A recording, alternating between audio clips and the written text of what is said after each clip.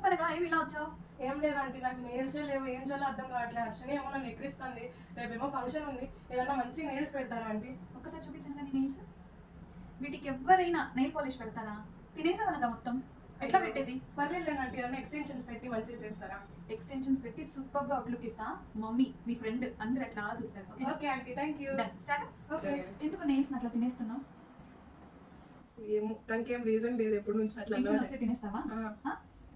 చేయకూడదు అనగా డిసీజెస్ వస్తాయి. అసలు తెలుసా అనగా I'm not at all feeling well today. అస్సలు బాగాలేదు. కానీ నువ్వు కాల్ చేసావు, ఆంటీ నాకు నెయిల్ పాలిష్ కావాలి, నేను ఫంక్షన్ ఉంది, నాకు హెయిర్ టాంగ్స్ రెడీ చేయాలి అన్నావని వచ్చేసాను నేను. లేకపోతే కదా నా స్లోగా కూర్చుంటే అనగా చెప్పండి ఆంటీ. ఇప్పుడు నీ రియాక్షన్ చూడాలనుకుంటున్నాను. స్లోగా ఓపెన్ చేయి. వావ్, చాలా బాగుంది ఆంటీ.